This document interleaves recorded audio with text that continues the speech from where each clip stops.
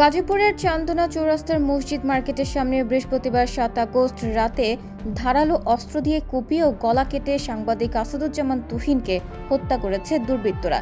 রাত 8:30টার দিকে মসজিদ মার্কেটের সামনে একটি চায়ের দোকানে বসেছিলেন সাংবাদিক তুহিন। হঠাৎ ৫-৬ জন দুর্বৃত্ত ধারালো অস্ত্র নিয়ে এসে তাকে ধাওয়া করে। তুহিন দৌড়ে পাশের ঈদগাহ মার্কেটের একটি চায়ের দোকানে আশ্রয় নেন। সেখানে দুর্বৃত্তরা দোকানের ভেতরে ঢুকে এলোপাতাড়ি কোপাতে থাকে এবং এক পর্যায়ে গলা কেটে মৃত্যু নিশ্চিত করে পালিয়ে যায়। ঘটনার বিবরণ দিয়ে স্থানীয় সাংবাদিক শামীম হাসান বলেন, রাত ৮টার পর আমরা দুজন ঘটনাস্থলে যাই।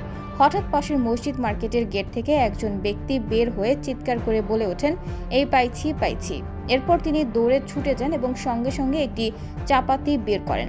যাকে লক্ষ্য করে ছুটছিলেন তিনি সঙ্গে সঙ্গে চিৎকার করে দৌড় দেন এবং আমাদের পাশ দিয়ে পালিয়ে যান। এই দৃশ্য দেখে সাংবাদিক তুহিন মোবাইল ফোনে ভিডিও করতে করতে তাদের পেছনে দৌড় দেন। আমি তখন ছত্রভঙ্গ হয়ে যাই। তিনি বলেন, কিছুক্ষণ পর টার্গেট লোকটিকে না পেয়ে হামলাকারীরা ঘুরে দেখেন তুহিন তাদের ভিডিও করছেন।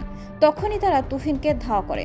তুহিন পাশের একটি চায়ের দোকানে ঢুকে আত্মরক্ষার চেষ্টা করেন, কিন্তু হামলাকারীরা সেখানেও ঢুকে তাকে উপর্যুপরি কোপাতে থাকে। তিনি আরও বলেন, আমি পরে এসে হতভম্ব হয়ে যাই, কি থেকে কি হয়ে গেল। সঙ্গে সঙ্গে থানার ওসিকে ফোন দিয়ে পুলিশ পাঠানোর অনুরোধ করি। স্থানীয় ব্যবসায়ী খায়রুল ইসলাম বলেন, তুহিন হঠাৎ দৌড়ে এসে আমার দোকানে ঢুকে পড়ে। এরপর ৩ জন ভেতরে ঢুকে তাকে কোপাতে থাকে। বাইরে আরও 2 জন রাম দা নিয়ে দাঁড়িয়েছিল। আমি বাধা দিতে গেলে আমাকেও হুমকি দেয়।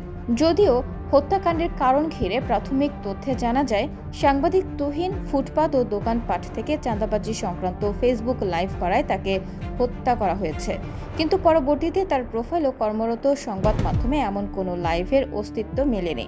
এদিকে জয়দেবপুর থানা পুলিশ ও সিসিটিভি ফুটেজ বিশ্লেষণ করে জানা গেছে, ঘটনার কিছু সময় আগে রাস্তায় এক নারী এক ব্যক্তির সঙ্গে বাকবিতণ্ডায় জড়িয়ে পড়েন।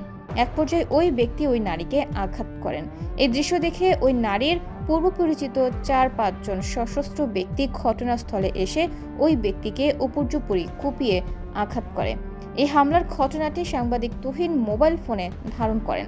দুর্বৃত্তরা তুহিনকে ভিডিও ডিলিট করতে বলে। তিনি অস্বীকৃতি জানালে বা দেরি করলে তারা ক্ষিপ্ত হয়ে তুহিনকে নির্মমভাবে কুপিয়ে হত্যা করে।